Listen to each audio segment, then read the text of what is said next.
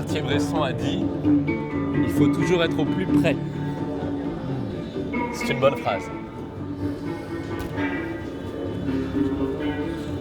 La lumière permet d'avoir très peu de profondeur de champ et de bosser à des très grandes vitesses. On peut donc figer le mouvement parce qu'on a beaucoup de lumière. Grâce à la lumière, on peut avoir des mouvements très nets, très précis et très stoppés, comme si le temps était suspendu. C'est une scène compliquée, il y a beaucoup d'éléments, beaucoup de street art, beaucoup de peinture, beaucoup de musiciens. Souvent, dans ces cas-là, il faut faire un choix. Il faut s'approcher, il faut chercher un détail, un petit élément qui va venir raconter l'ensemble, encore une fois. Pour moi, ce que j'ai beaucoup aimé dans cette scène, c'est vraiment des éléments de détail, des petites phrases, ce portrait de Jimi Hendrix, et ces éléments qui vont, grâce à la profondeur de champ et à la zone de netteté, ressortir de l'image par rapport à d'autres. Encore une fois, il faut raconter en image.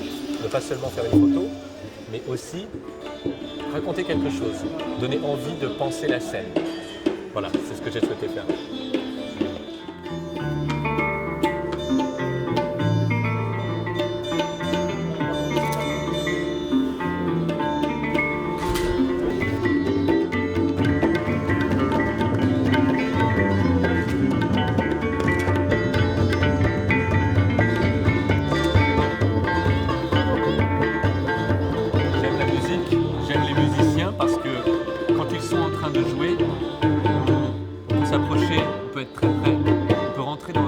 Sans les déranger.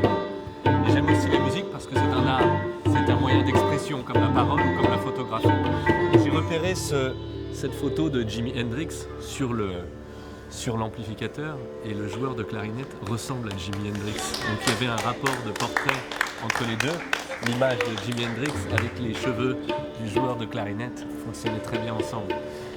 C'était une phrase de Cartier-Bresson qui disait « Si la photo n'est pas bonne, c'est que vous n'êtes pas allé assez près ». Alors voilà, quand il y a des musiciens, on peut s'approcher, on peut rentrer au plus près, et c'est ce que j'ai fait tout à l'heure.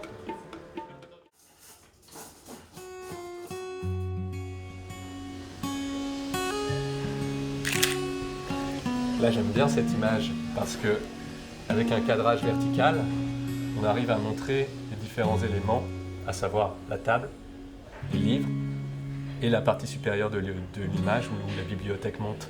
Ça permet d'avoir une lecture linéaire du sujet et de rester sur une notion de portrait. Quand on est en large, on a tendance à faire des scènes larges, plutôt de grandes architectures ou des scènes extérieures. Quand on est vertical, on est plus dans l'intimité, on est plus frontal. Là, j'ai envie de raconter quelque chose de direct entre la table et la littérature. Donc, mon cadre est vertical et j'essaye le plus possible de garder une mise au point manuelle, ne pas le faire en automatique, pour faire la mise au point sur les vers, sur cette partie-là. Ça permettra de mettre en avant le sujet de la table et d'avoir la bibliothèque derrière dans le flou. Vu qu'on n'a pas beaucoup de lumière, le but est d'être avec des profondeurs de champ très courtes et de mettre en avant un élément de la scène. Sur ce cadrage-là, ce sera le vers, la table.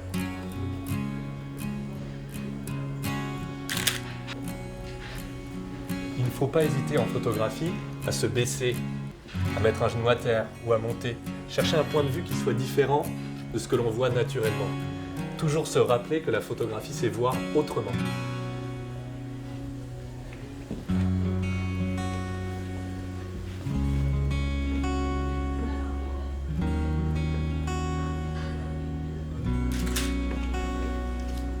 Aussi, quand on fait de la photographie, il ne faut pas hésiter à bouger des éléments, à mettre en scène.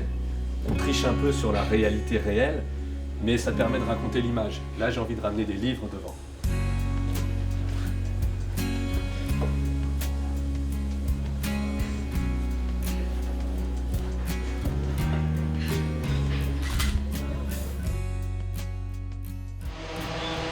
C'est intéressant, là.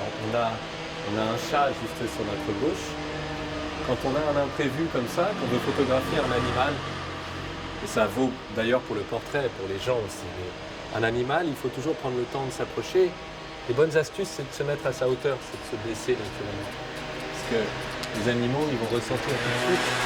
Si on arrive vers eux trop haut, ils vont se sentir agressés, et trop bas, ils vont se sentir à l'aise. Il faut démarrer à une certaine distance, se montrer et s'approcher petit à petit vers lui pour Une fois qu'on est suffisamment prêt, pouvoir faire la photo.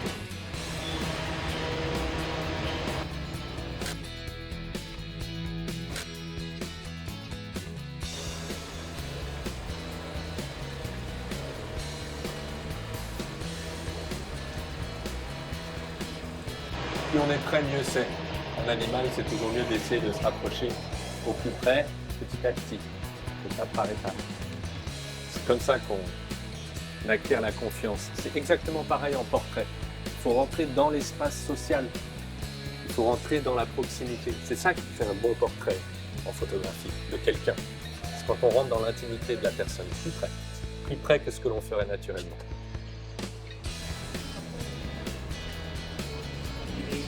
Regarde, il nous suit maintenant parce qu'il est en confiance, tu vois. Il faut prendre le temps. La photographie, c'est prendre le temps de regarder. On vit dans un monde tellement rapide où tout va trop vite, on oublie de prendre le temps.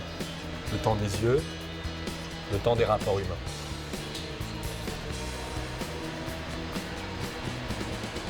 La photographie, étymologiquement, ça veut dire écrire avec la lumière. C'est le sens du mot photographie. Alors on peut parler technique, on peut parler vitesse, règle des tiers, profondeur de champ, mais ça c'est qu'une chose. La technique, on peut l'apprendre en 1 heure ou 2 heures. Le plus important, c'est ce qu'on a dans le cœur et c'est la culture. C'est le lien entre l'idée et l'émotion. Il y avait une très belle phrase de philosophie de Hegel qui dit « Le beau, c'est une vérité subjective qui permet à l'autre de se sentir vivant, de prendre conscience de soi. Une bonne image, c'est celle qui va créer une émotion qui va permettre à l'autre de se sentir vivant. Et la technique ne suffira pas. Il faut de la culture, il faut de la sensibilité, il faut des références picturales, il faut voir de la peinture, écouter de la musique, aimer l'art sous toutes ses formes. Et c'est par la curiosité que la bonne image viendra. Il faut être curieux.